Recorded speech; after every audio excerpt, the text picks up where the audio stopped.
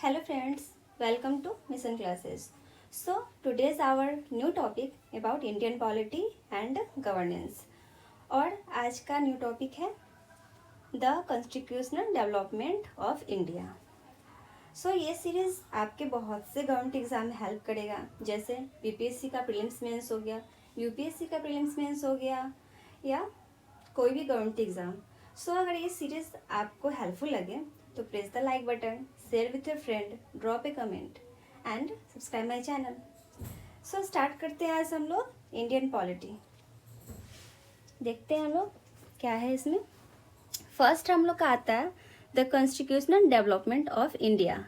कैसे कैसे कॉन्स्टिट्यूशन जो डेवलप हुआ था उसके बारे में. तो वो दो पार्ट में डेवलप हुआ था. फर्स्ट में चला था कंपनी का रूल और सेकेंड में चला था क्राउन रूल. कब से कब तक चला था?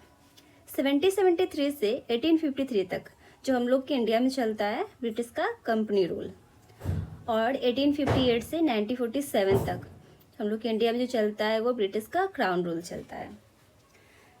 सो देखते हैं आगे. Act passed for the British east India company rule 1773 से 1853 तक. फर्स्ट में आता है रेगुलेटिंग एक्ट ऑफ 1773. इसमें क्या था? Designated the governor of Bengal. Bengal का गवर्नर कौन रहता है? Warren Hasting. To governor general of Bengal, जो गवर्नर जनरल ऑफ बंगाल बन जाता है. And some set of the presidencies of Madras and Bombay under the Bengal control. Bengal control के अंडर में रहता है. Governor general was provided with an executive council for 4 to assist him in military and non-military decision, which would be made by the majority of the council. Okay. Governor General could vote only in case of tie. A Supreme Court. Supreme Court, which held a Chief Justice and 3 other judge, was established. Establish हुआ था supreme court का, जिसमें एक chief justice था और 3 जज थे. At Fort William in Kolkata. Kolkata Fort William का in year 1774. Okay. This act prohibited the servant of the company for engaging in a private trade और accepting gift and bribes from the Indians. Okay. British government strength the control over the company through the court of director. Court of director जो था वो governing body of company. Company का जो governing body रहता है उसको क्या बोलते हैं? Court of director. To report on this revenue, civil and military affairs. Okay. Next है ईस्ट इंडिया कंपनी एक्ट, जो आता है वो 1784 में. Distinguished between the commercial and political function for the company. Board of Control was created for polity matter and Court of Director control the commercial affair. दो बनता है. Board of control रहता है BOC and code of director, उस दोनों के control में रहता है commercial affair. Board of control was compressed of 6 people. 6 people के साथ मिलके बोर्ड ऑफ कंट्रोल बनता है. Act of 1786 provided the Governor General could overrule his council in matter of important affecting the safety, peace or interest of the empire in India. Okay. Governor General was granted the power of Commander in Chief. Governor General जो रहता है granted देता है Commander in Chief को. Lord Cornwallis was the first Governor General to enjoy this power. और जो commander in chief का power रहता है वो कौन इंजॉय करता है? ये लॉर्ड कॉर्नवालिस, जो फर्स्ट गवर्नर जनरल रहता है बंगाल का. The charter act of 1793 further extended the commercial monopoly for the company for another 20 year. 20 year के लिए मोनोपोली दे दिया जाता है. किसको? कंपनी को.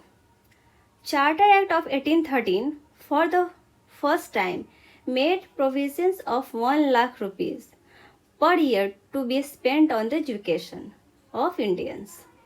इंडियंस के एजुकेशन के लिए फर्स्ट टाइम 1,00,000 रुपीज़ दिया जाता है। कौन से चार्टर एक्ट से?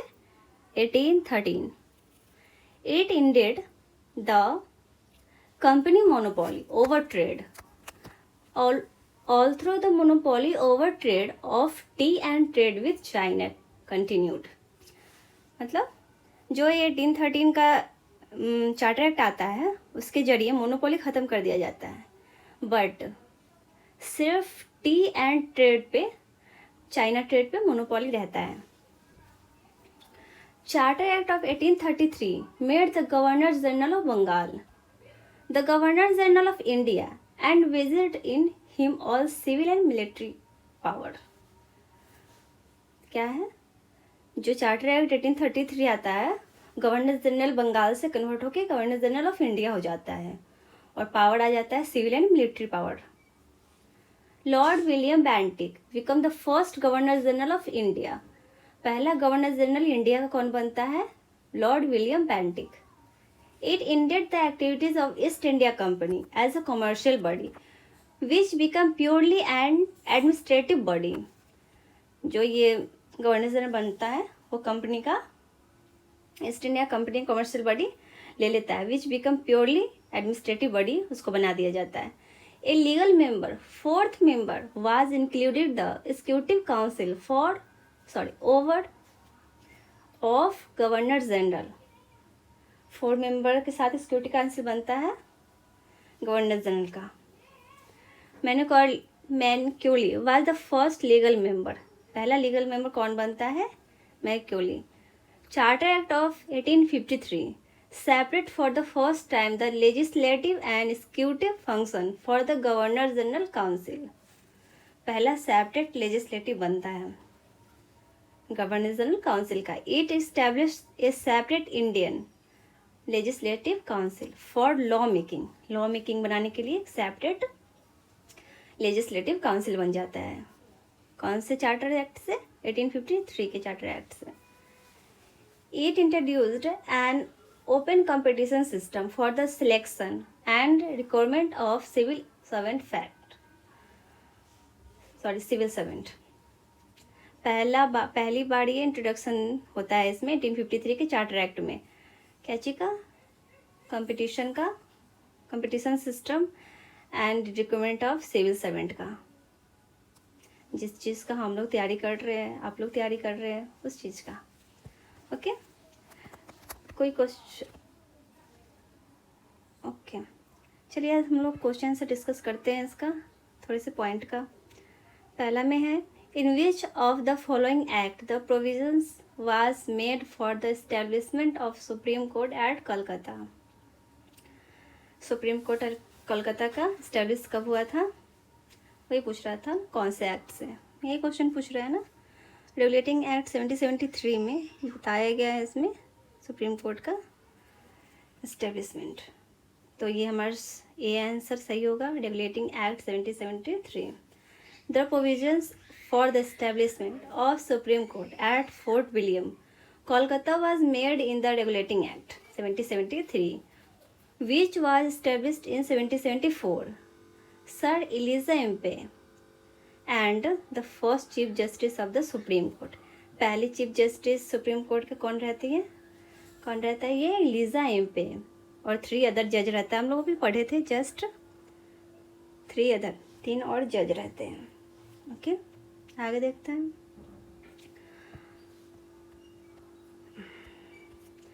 With reference to the establishment of Supreme Court, which of the statement is are correct? पूछ रहा है कौन सा स्टेटमेंट सही है, करेक्ट पूछा है। Supreme court at Calcutta was establishment by the regulating act 1773, right, हम लोग अभी पढ़े थे इसको। Leominster was the first Chief Justice of the court. Select the correct answer using law. No, लेमिस्टर नहीं रहता है, लीजा एम पे रहती है।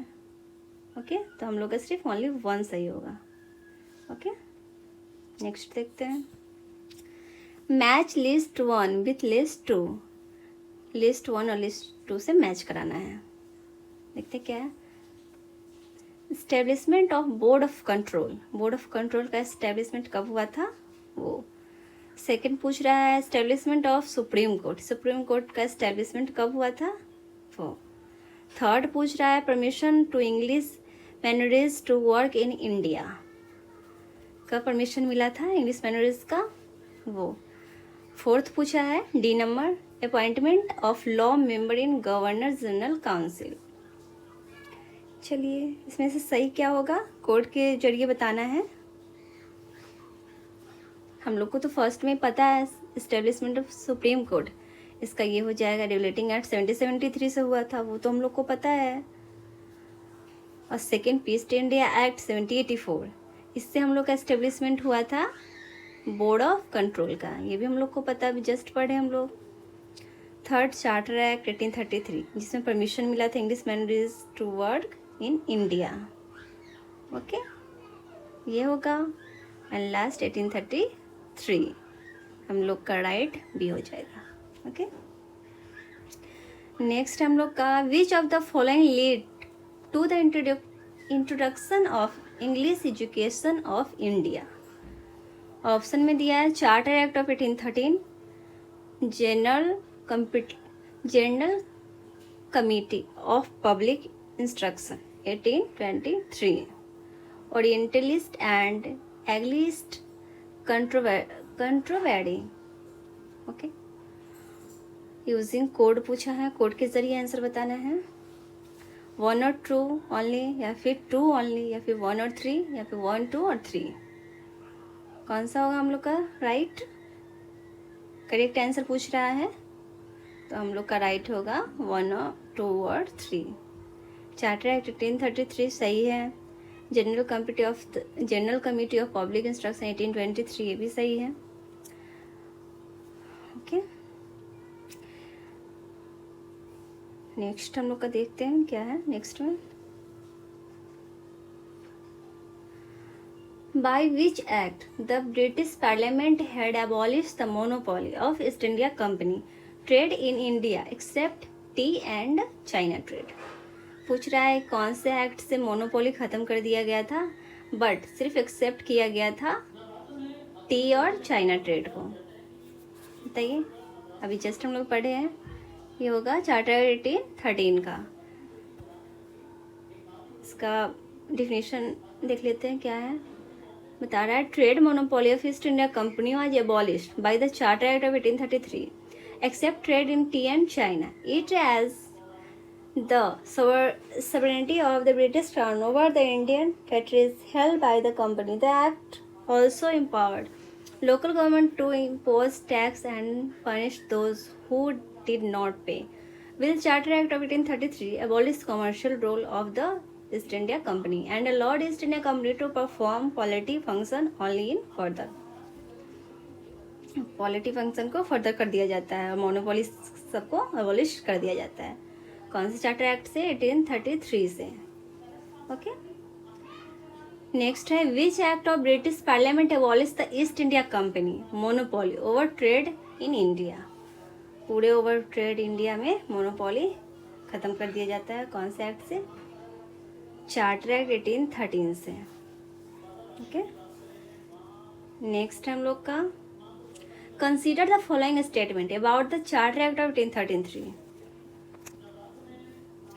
पूछ रहा है, फर्स्ट दिया है it ended the trade monopoly of the East India company in Indian except for trade in tea and trade with China, ये तो सही है। Okay, it arrested the sovereignty of the British crown over the Indian territories held by the company, बताइए सही है या नहीं। Next है the revenue of India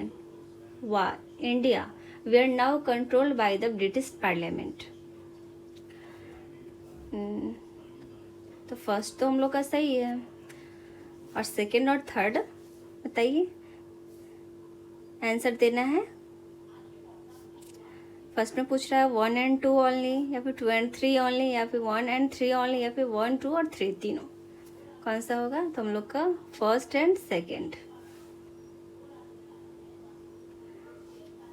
okay, next है हम लोग का which act for the first time made it possible for Indians to take some share in the administration of their country? Question पूछा है, ऑप्शन दिया है चार्टर एक्ट 1833 से, charter act 1853 से, या फिर गवर्नमेंट ऑफ इंडिया एक्ट 1858, या फिर इंडियन काउंसिल एक्ट 1861। हम लोग का सही होगा charter act 1833।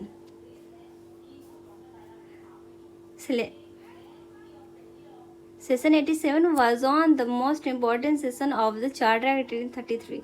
It stated that no person of Indian on the or the crown would be debarred from any post of service under the company on the ground of religion, place of birth, descent, for color, or any of them.